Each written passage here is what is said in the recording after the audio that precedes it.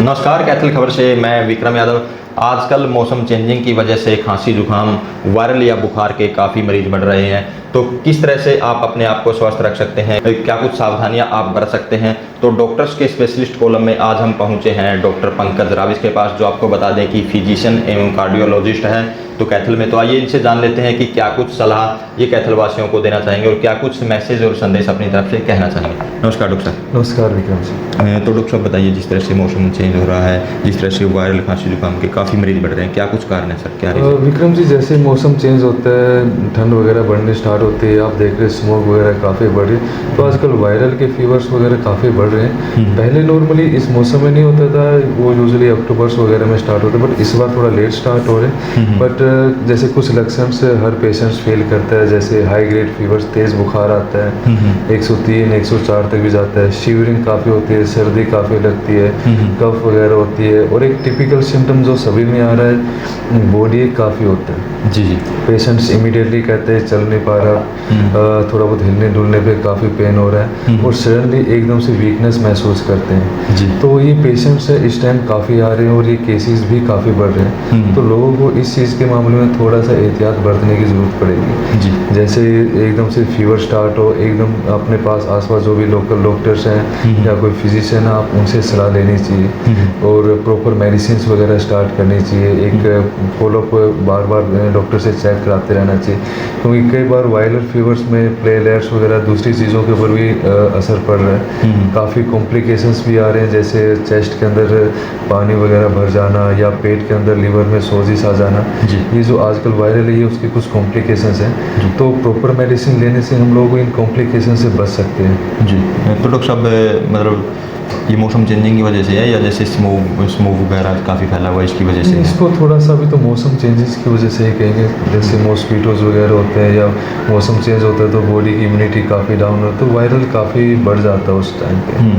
तो क्या कुछ लक्षण है इसके, किस तरह डॉक्टर के पास जाएं और घर पे क्या कुछ सावधानियां बरतें? सबसे पहले तो हमें ये देखना होता है कि अगर फीवर हाई ग्रेड आ रहा है, तेज़ आ रहा है, तो एक अच्छे डॉक्टर से सलाह लें और मेडिसिन प्रॉपर रखें, अपनी डाइट अच्छी मेंटेन रखें, पानी वगैरह रूटीन में लेते रहें और अपना टेस्ट रूटीन में हर 2 से 3 दिन के बाद एक बार रिपीट करवाते रहें। क्योंकि मेन चीज़ इसमें कॉम्प्लिकेशंस का ही रहता है। अगर कॉम्प्लिकेशन नहीं आते तो पेशेंट घर पे भी रिकवर कर जाते हैं। ऐसा नहीं कि वायरल में हर पेशेंट को एडमिशन की ज़रूरत पड़ती है, बट आप थोड़ी सी एहतियात रखते हैं, अपनी डाइट मेंटेन करते हैं, मेडिसिन अपनी रूटीन में लेते हैं, डॉक्टर से फॉलोअप रखते हैं, अब इस वायरल से इजीली कवर अप कर जाते हैं। जी। तो डॉक्टर साहब, जैसे स्मोक वगैरह बढ़ रहा है, तो जो लोग सुबह शाम वॉकिंग वगैरह करते हैं उनको क्या सलाह दोगे? वॉकिंग रूटीन में करनी चाहिए या थोड़ा? विक्रम, जिस हिसाब से स्मोक चल रहा है तो एक तो होता है फॉग। जी। फॉग होता है, अच्छा कहते हैं हम उसको, बेसिकली जो एक जनवरी फरवरी में स्टार्ट होता है। जी। बट पोल्यूशन विद स्मोक कहते हैं हम, तो वो अपने लंग्स के लिए काफ़ी दिक्कत करता है। जो पेशेंट होते हैं एलर्जिक है,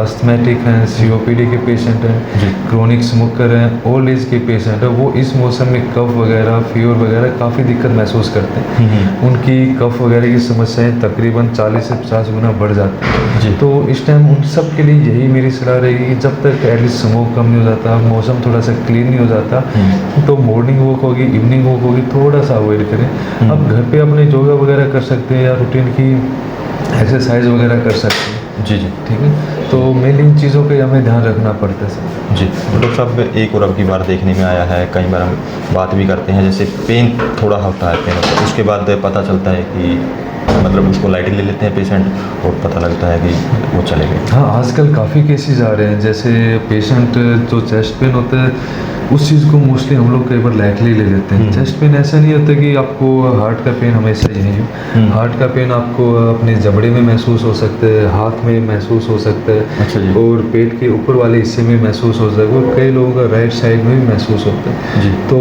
आपको कोई भी चेस्ट पेन हो, कभी भी उसे लाइटली नहीं लेना चाहिए, एक प्रॉपर चेकअप करवाना चाहिए। एक सिंपल ECG भी आपको एक तरीके से आपको टाइम से पहले एक वार्निंग सिम्टम्स दे देते हैं कि भाई आपको प्रॉब्लम्स हैं। अब अपने कोलेस्ट्रॉल वगैरह को मेंटेन करके करके रखो, एक फिजिकल एक्टिविटी मेंटेन करके रखो।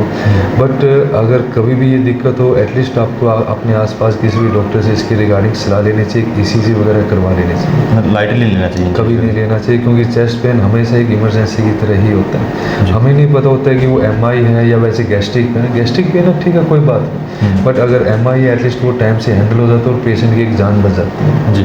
तो आपके यहाँ बात करें किस तरह के ज़्यादा मरीज हैं सर इस टाइम?